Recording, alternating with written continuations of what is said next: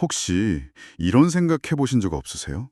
내 인생이 꼭 밑빠진 독 같다. 매일 아침부터 밤까지 정말 열심히 뭔가를 채워 넣는데 음. 마음은 계속 텅 빈 것 같고 삶은 더 무거워지는 그런 기분이요. 우리가 쏟아부은 그 많은 에너지는 대체 다 어디로 사라지는 걸까요?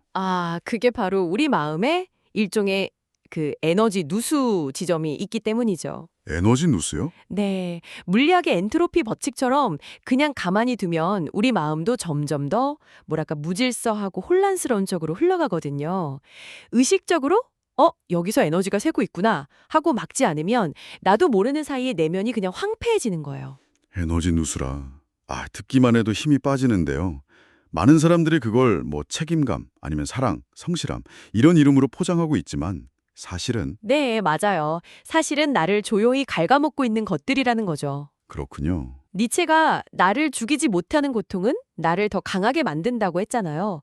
근데 어떤 고통은 그냥 나를 죽이기만 해요. 아무런 성장도 없는 그야말로 헛수고죠. 오늘 우리가 이야기할 주제가 바로 그 성장이 없는 헛수고, 우리 인생의 에너지를 가장 많이 빼앗아가는 것들에 대한 이야기입니다. 아마 들으시다 보면 좀 마음 한구석이 뜨끔 하실 수도 있어요. 바로 그 지점이 제 에너지가 새는 구멍일 수 있겠네요. 맞습니다. 하지만 그 구멍을 발견하고 인정하는 순간 비로소 막을 수 있는 힘도 생기는 거죠. 이 이야기가 끝날 때쯤엔 당신을 짓누르던 그 무게가 사실은 처음부터 짊어질 필요가 없었던 것들일 수도 있다는 걸 깨닫게 되실 겁니다. 좋습니다. 그럼 그 에너지 누수 지점들, 그 첫 번째 덩어리부터 한번 파헤쳐 볼까요? 제 생각에 가장 큰 문제는 역시 관계인 것 같아요. 특히 타인의 시선이요. 정확해요. 가장 흔하면서도 가장 강력한 누수 지점이죠. 남들이 나를 어떻게 볼까? 이 질문 하나에 우리가 얼마나 많은 에너지를 쓰는지 몰라요. 이걸 심리학에서는 거울자라고 표현하거든요. 거울자요? 그게 정확히 어떤 개념이죠? 그러니까 진짜 내가 있고 거울에 비친 내 모습이 있잖아요. 그런데 우리는 그 거울을 보면서 남들 눈에는 내가 이렇게 보이겠지? 하고 상상 속에 나를 또 하나 만드는 거예요. 그러니까 제가 생각하는 나, 남이 보는 나, 그리고 남이 나를 어떻게 볼 거라고 내가 짐작하는 나. 이 세 명의 내가 머릿속에서 계속 싸우고 있는 거네요. 와, 생각만 해도 피곤한데요? 그렇죠. 그리스 신화에 나오는 프로크루스테스의 침대의 이야기랑 똑같아요. 프로크루스테스의 침대요? 네, 자기 침대 길이에 안 맞으면 손님 다리를 자르거나 늘려서 죽였잖아요. 오, 끔찍하네요. 우리도 모르게 사회적 기준이나 타인의 기대라는 그 침대에 스스로 눕는 거예요. 그러고는 안 맞으면 내 본성을 잘라내고 억지로 나를 늘리는 거죠. 꺽젤이 사르트르의 타인은 지옥이다라는 말이 떠오르네요. 저는 항상 그 말이 그냥 다른 사람들이 나를 괴롭힌다는 뜻인 줄로만 알았거든요. 네네. 근데 지금 설명을 들어보니까 타인 자체가 지옥이 아니라 그들의 시선이라는 침대에 나를 맞추려는 내 자신이 스스로를 지옥으로 몰아넣는다는 의미에 더 가까운 거군요. 바로 그겁니다. 핵심을 짚으셨네요. 타인이 나빠서가 아니라 내가 그들의 시선에 갇혀서 주체성을 잃는 순간 내 삶이 지옥이 된다는 뜻이죠. 우리가 꼭 기억해야 할 건 이거예요. 내가 그때 그 말을 왜 했을까 하면서 밤새 이불킥하고 했을 때 정작 그 사람은 오늘 저녁 뭐 먹지? 이 고민을 하고 있다는 거죠. 그건 정말 진리네요. 그런데 이게 다른 사람에게만 해당되는 게 아닌 것 같아요. 가까운 사이일수록 이건 사랑이니까, 이건 널 위한 거니까 하면서 상대를 바꾸려고 애쓰잖아요. 이것도 엄청난 에너지 낭비 아닐까요? 인간관계 스트레스의 90%가 거기서 시작돼요. 통제하려는 욕망. 90%나요? 네. 스토아 철학자 에픽테토스가 세상에는 우리가 바꿀 수 있는 것과 없는 것이 있다고 했는데 타인의 생각과 행동은 우리가 절대 바꿀 수 없는 영역에 속하거든요. 하지만 그 경계가 좀 애매하지 않나요? 예를 들어 가족의 건강이 걱정돼서 금연하라고 계속 설득하는 건 간섭이라기보단 사랑이나 관심의 표현일 수도 있잖아요. 어디까지가 건강한 조언이고 어디부터가 통제하려는 욕심일까요? 좋은 질문이에요. 그 경계는 결과에 대한 책임을 누가 지느냐에 있어요. 내가 조언은 할 수 있죠. 하지만 그 조언을 듣고 선택하는 건 상대방의 몫이고 그 선택으로 인한 결과도 상대방이 책임져야 해요. 아, 그런데 우리는 종종 그 결과를 내가 책임지려는 듯이 집착하죠. 사실 그건 상대를 위한 게 아니라 내 말을 듣지 않는 상황을 견디지 못하는 내 불안감 때문일 수 있어요. 아, 결국 남을 바꾸려는 시도가 사실은 내 마음의 불안을 잠재우기 위한 이기적인 행동일 수 있다는 거군요. 생각해보니 30년 넘게 살아온 나 자신도 마음대로 바꾸기 힘든데 남을 바꾸겠다는 건 정말 오만한 생각이었네요. 맞아요. 새해마다 결심했던 다이어트, 금연, 미라클 모닝, 나 하나도 내 맘대로 안 되잖아요. 하하, 그렇죠. 하물며 다른 사람을 어떻게 바꾸겠어요? 남을 바꾸는 유일한 방법은 내가 먼저 변해서 그에게 완전히 새로운 자극을 주는 것뿐입니다. 남을 하게 삿대지었던 그 손가락의 방향을 돌려서 나 자신을 다듬는 게 훨씬 빠르고 확실한 길이죠. 타인의 시선이라는 외부의 감옥에서 벗어나는 것도 힘든데 사실 더 무서운 건 스스로를 가두는 내면의 감옥인 것 같아요. 맞습니다. 그게 바로 과거에 대한 후회나 아직 오지 않은 미래에 대한 걱정이 아닐까요? 맞아요. 이제 시간이라는 감옥에 대해 이야기해볼 차례네요. 두 번째 에너지 누수 지점은 바로 과거와 미래에 사는 것입니다. 특히 과거에 대한 후회.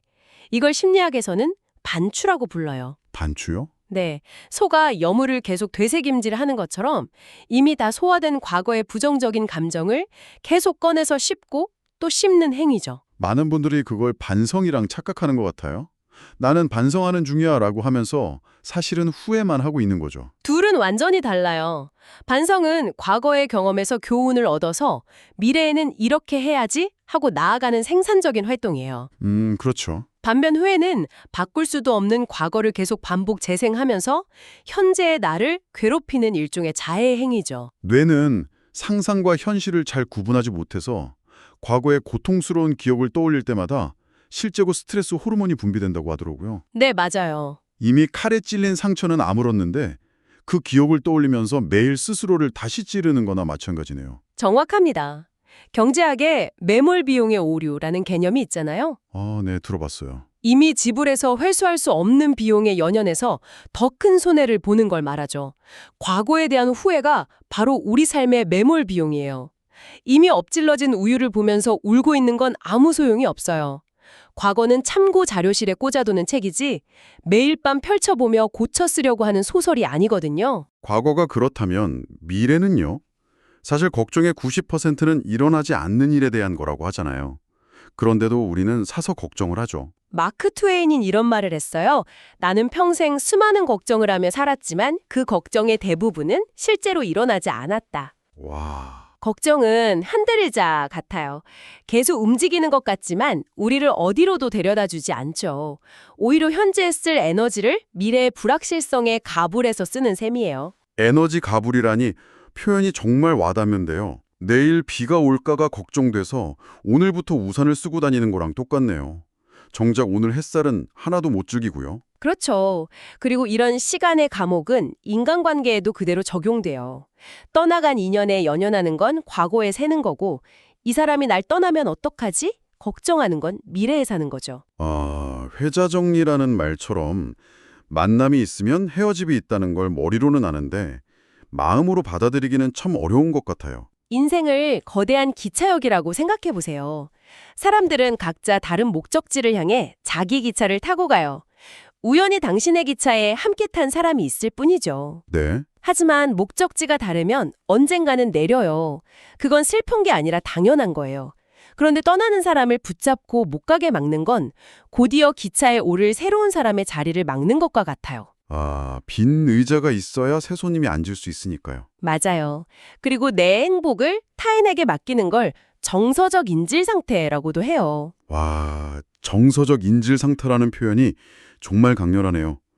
내 기분이 다른 사람의 메시지 하나, 표정 하나에 천국과 지옥을 오간다면 그건 건강한 관계가 아니라는 신호군요.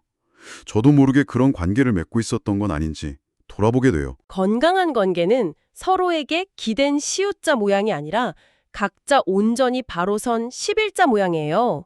시옷은 한 사람이 무너지면 같이 무너지지만 11은 각자 바로 서 있기 때문에 나란히 함께 걸어갈 수 있죠. 아, 역설적이게도 내가 혼자서도 잘 지낼 수 있을 때 타인과도 가장 잘 지낼 수 있게 되는 겁니다. 이제 마지막 에너지 누수 지점으로 넘어가 볼까요? 타인과 시간의 감옥에서 벗어났다고 해도 결국 나 자신이라는 가장 거대한 감옥이 남아있는 것 같아요. 맞습니다. 마지막 주제는 바로 나에 대한 착각입니다. 그중 첫 번째가 바로 비교죠. 아, 비교. 네. 현대사회의 가장 큰 전염병은 비교 바이러스라고 생각해요. 특히 SNS가 그 바이러스를 더 심하게 퍼뜨리는 것 같아요. 다른 사람의 완벽하게 편집된 하이라이트 영상과 나의 적나라한 비하인드 씬을 비교하게 만드니까요. 애초에 공정한 게임이 아니죠. 르네 지라르라는 철학자가 말한 모방 욕망이라는 개념이 이걸 잘 설명해줘요. 모방 욕망이요? 네. 우리는 그냥 내가 원하는 걸 원하는 게 아니라는 거예요. 남들이 다들 좋다고 하니까, 그걸 원하는 저 사람을 부러워하니까 나도 그걸 원하게 된다는 거죠. 내 욕망이 아니라 남의 욕망을 복사해서 쓰고 있는 셈이에요. 잠깐만요. 모방 욕망이라는 게 그냥 남을 따라하고 싶다는 뜻이 아니라 제 욕망 자체가 사실은 제 것이 아닐 수도 있다는 뜻인가요? 그렇죠. 제가 뭔가를 간절히 원한다고 생각했는데 사실은 남이 그걸 원하니까 저도 덩달아 원하게 됐다는 뜻일 수도 있겠네요. 와, 이건 좀 충격적인데요. 그렇죠. 비교는 당신이라는 세상에 하나뿐인 명품을 평범한 공산품으로 전락시키는 행위예요. 자연에서는 장미가 백합을 부러워하지 않거든요. 아, 각자 자기만의 아름다움이 있으니까요. 사람마다 인생의 시간표도 다 달라요. 누구는 20대에 꽃을 피우고 누구는 50대의 전성기를 맞이하죠.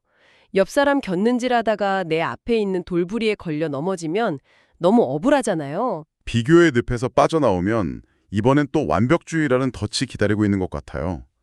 아주 높은 이상을 세워두고 거기에 도달하지 못했다고 스스로를 계속 채찍질하는 거죠. 심리학자 토리 히긴스의 자기 불일치 이론에 따르면 이상적인 나와 현실의 내 모습 사이의 격차가 클수록 우울감과 불안감을 느낀다고 해요. 네. 많은 사람들이 완벽주의를 최고를 지향하는 긍정적인 태도라고 생각하는데 사실 완벽주의의 본질은 실패에 대한 병적인 두려움이자 자기 거부예요. 지금의 나는 부족하고 틀렸다고 생각하는 거죠. 사막의 신기루를 쫓는 것과 비슷하네요. 다가가면 멀어지고 잡으려고 하면 사라지는데 그걸 못 잡았다고 자책만 하고 있는 거예요. 맞아요. 높은 산을 오르는 사람에게 정말 필요한 건 저 멀리 있는 정상을 보면서 언제 다 올라가지 하고 한숨 쉬는 게 아니에요. 그럼요. 내 발밑을 보면서 아, 오늘도 한 걸음 내디뎠구나 하고 스스로를 격려해 주는 거죠. 최고가 되려고 애쓰기보다 어제보다 나은 나가 되는 것에 만족할 때 진짜 성장이 일어나요. 자책은 에너지를 바닥내지만 자조는 우리를 다시 걷게 만드니까요. 이런 착각이 자녀에게 향하면 더 위험해지는 것 같아요. 다 큰 자식을 아직도 내 것이라고 생각하는 부모님들이 많잖아요. 칼릴 지브란이 당신의 아이는 당신의 아이가 아니다 라는 유명한 말을 남겼죠. 아, 네. 부모는 활이고 자식은 화살이라는 비유가 정말 기가 막혀요. 활의 역할은 화살을 꽉 쥐고 있는 게 아니잖아요. 최대한 멀리 힘껏 날아갈 수 있도록 있는 힘껏 당겨줬다가 때가 되면 놓아주는 거죠. 활이 화살을 끝까지 놓지 않으면 화살도 날아가지 못하고 활도 부러지겠네요. 둘 다 망가지는 거죠. 그래서 자식이 내 뜻대로 되지 않아서 괴롭다면 역설적으로 그건 아이가 독립적인 인격체로 아주 잘 성장하고 있다는 증거일 수 있어요. 와, 생각의 전환이네요. 진정한 사랑은 자녀가 나 없이도 잘 살 수 있도록 완벽하게 독립시키는 거예요.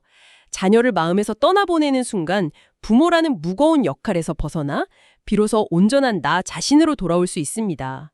이건 자식을 위한 것이기도 하지만 어쩌면 남은 당신의 인생을 위한 가장 필수적인 과정일지도 몰라요. 오늘 이야기한 것들을 쭉 들어보니 결국 하나의 거대한 원리로 모아지는 것 같아요. 네, 바로 통제할 수 없는 것을 움켜쥐려는 아집을 버리라는 거죠.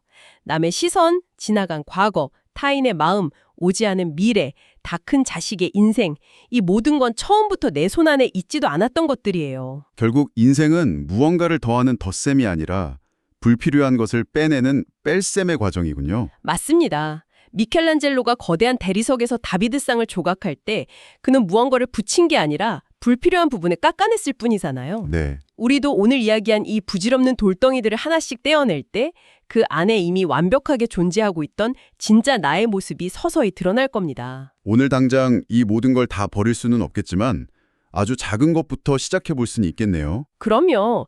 오늘 밤 잠들기 전에 머릿속을 어지럽히는 걱정거리 하나를 골라서 쓰레기통에 구겨 던져버리는 상상을 한번 해보세요. 승상이요. 네. 그리고 속으로든 밖으로든 단호하게 선언하는 겁니다. 이건 내 인생에 더 이상 필요 없어. 라고요. 가벼워지세요.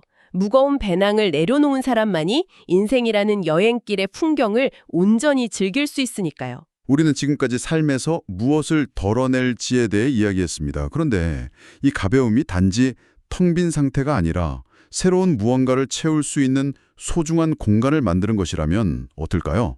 그렇게 당신의 마음속에 만들어진 그 빈 공간에 가장 먼저 초대하고 싶은 것은 무엇인가요?